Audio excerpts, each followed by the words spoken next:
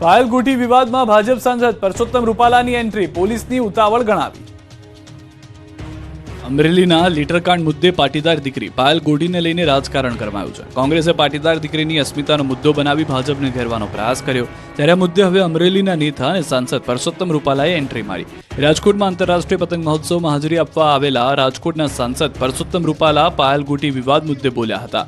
રૂપાલાએ કહ્યું કે પોલીસ દ્વારા ઉતાવળ કરવામાં આવી છે, હાલ એસપી દ્વારા તપાસ ચાલી રહી છે અને મને વિશ્વાસ છે કે કોઈ પણ જવાબદાર હશે તેની સામે પગલાં લેવાશે। સાથે જ કોંગ્રેસને આડેહાથ લીધી અને પ્રહાર કરતા કહ્યું કે કોંગ્રેસ આ ઘટનાને અલગ દિશામાં લઈ જઈ રહી છે। હાલમાં નનામી લેટર વાયરલ કરવાનો રોગ ફેલાયેલો છે। અમરેલીમાં જૂથવાદ અંગે જણાવતા તેમણે કહ્યું હતું કે મારું કોઈ જૂથ નથી।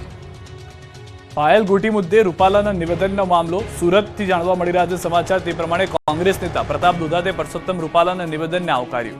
રૂપાલાજીને વિનંતી કરું છું કે આ વાત સરકારના ધ્યાને લાવે, જે અધિકારીઓ સામેલ હોય તેને સામે લાવવામાં આવે। વરાછા ખાતે વિરોધ કરવામાં આવશે। આ વાત ગુજરાતના દરેક જિલ્લામાં લઈ જવાના છીએ।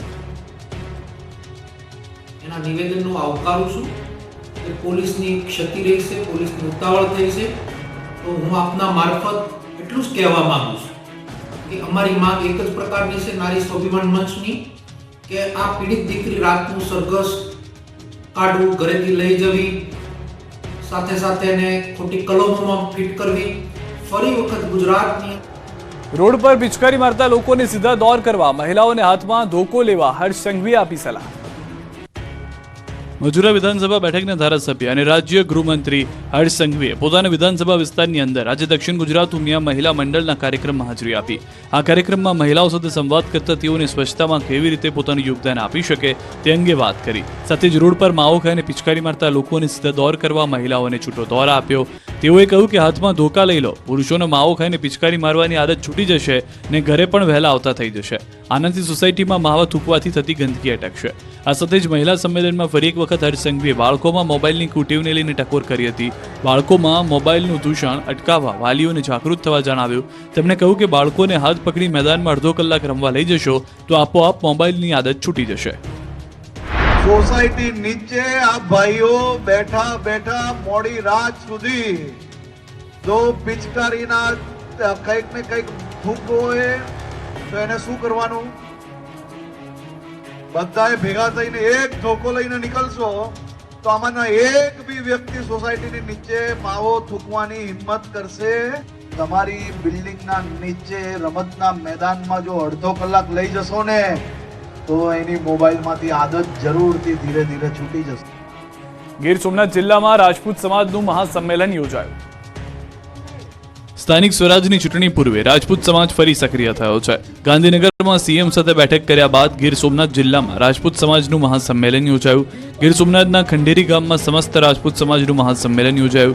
શ્રી ભવાની ધામના નિર્માણ તેમજ રાજપૂત સમાજની એકતાને લઈ પૂર્વ રાજ્યપાલ વજુભાઈ વાળાની અધ્યક્ષતામાં સંમેલન યોજાયું। આ મહાસંમેલનમાં પૂર્વ કેબિનેટ મંત્રી જશાભાઈ બારડ, પૂર્વ સાંસદ દિનુભાઈ સોલંકી સહિતના નેતાઓ પહોંચ્યા। સાથે જ રાજપૂત સમાજના લોકો પણ મોટી સંખ્યામાં જોડાયા હતા। વડોદરામાં જાતીય સતામણી કરનાર એમએસયુમાં વિધર્મી પ્રોફેસરની ધરપકડ।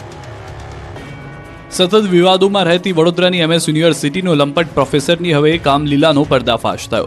લંપટ પ્રોફેસરના રાજ ખુલ્યા છે। પીડિતાની મિત્રે લંપટ પ્રોફેસરના પાપનો પર્દાફાશ કર્યો। જાતીય સતામણી કરનાર પ્રોફેસરની પોલીસે ધરપકડ કરી। વડોદરાની એમએસ યુનિવર્સિટીમાં આર્ટ્સ ફેકલ્ટીના હિન્દી વિભાગમાં અભ્યાસ કરતી એક વિદ્યાર્થીનીએ પ્રોફેસર અઝર ઢીરીવાલા પર જાતીય સતામણીનો આરોપ લગાવતા ખળભળાટ મચી ગયો। વિદ્યાર્થીનીના આક્ષેપ પ્રમાણે સારા માર્ક સાથે પાસ કરવાની અને સારી નોકરી અપાવી દેવાની લાલચ આપીને એસોસિએટ પ્રોફેસર અઝર ઢેરીવાલાને તેનું જાતીય શોષણ કર્યું। તેમજ વિદ્યાર્થીનીને મુસ્લિમ ધર્મ અપનાવી લેવા પણ આરોપી પ્રોફેસર દબાણ કરતો હોવાનું, અન્ય અભ્યાસના બહાને એકાંતમાં બોલાવીને શારીરિક અડપલા કરતા હોવાનું વિદ્યાર્થીનું કહેવું છે। આરોપી પ્રોફેસર વિદ્યાર્થીનીને અવારનવાર વોટ્સએપમાં મેસેજ કરી પરેશાન પણ કરતો। વિદ્યાર્થીનીએ રૂમમાં જવાની ના પાડતા કરિયર ખતમ કરી નાખવાની ચીમકી આપી હતી। વિદ્યાર્થીનીએ યુનિવર્સિટીના વિમેન્સ ગ્રીવિયન્સ એન્ડ કાઉન્સેલિંગ સેલમાં ફરિયાદ કરતા સેલે પ્રોફેસરની કેબિન સીલ કરીને તપાસ હાથ ધરી। ઉપરાંત વિદ્યાર્થીની આરોપી પ્રોફેસર સામે પોલીસ મથકે ફરિયાદ કરતા પોલીસે લંપટ પ્રોફેસરની ધરપકડ કરી। પોલીસે પકડ્યા બાદ હવસ્કર પ્રોફેસરે પોતાના પરના આક્ષેપો ફગાવ્યા અને પોતે નિર્દોષ હોવાનો રાગ આલાપ્યો। जो भी आरोप मेरे ऊपर लगाए जा रहे हैं वो बिल्कुल झूठे हैं और वक्त आने पर वो सारे के सारे आरोप बिल्कुल खारिज होंगे और मैं अपने को बेकसूर साबित करके रहूँगा। વડોદરાના શિનોરમાં ડીએપી ખાતરની ગુણમાંથી કાંકરા નીકળ્યા. વડોદરા જિલ્લાના શિનોરમાં સીગવા ચોકડી પાસે આવેલી તપન ફર્ટિલાઇઝરમાંથી ખેડૂતે પોતાના પાકમાં નાખવા માટે ખરીદ કરેલી ડીએપી ખાતરની ગુણમાંથી કાંકરા નીકળતા ચકચાર મચી ગઈ છે, જેને લઈને ખેડૂતોમાં ભારે રોષ ફેલાઈ ગયો. તપન ફર્ટિલાઇઝરમાંથી એક ખેડૂતે ડીએપી ખાતરની ગુણી લીધી. ખેડૂતને પોતાના ખેતરમાં કરેલા મકાઈના પાકમાં ડીએપી ખાતર નાખવાનું હતું, જેથી ખેડૂતે ખેતરમાં પહોંચી ડીએપી ખાતરની ગુણ ખોલતાની સાથે જ તેમાંથી કાંકરા નીકળ્યા. એક ગુણમાંથી 5 કિલો જેટલા કાંકરા નીકળ્યા. આ ઘટના બનતા દામનગરના ગામના ખેડૂતોએ એકત્ર થઈ તપન ફર્ટિલાઇઝરમાં રજૂઆત કરી. સાથે જ આ અંગે શિનોર મામલતદાર, ગ્રાહક સુરક્ષા કેન્દ્ર, કૃષિ વિભાગમાં, એગ્રીકલ્ચર વિભાગમાં ટેલિફોનિક રજૂઆત કરી. યોગ્ય પગલાં લેવાશે તેવી આશા ખેડૂતો દ્વારા વ્યક્ત કરવામાં આવી છે. ખેડૂતો તો કહી રહ્યા છે કે મકાઈમાં નાખવા માટે ખાતર લઈ ગયા અને બોરી ખોલી તો કાંકરા નીકળ્યા.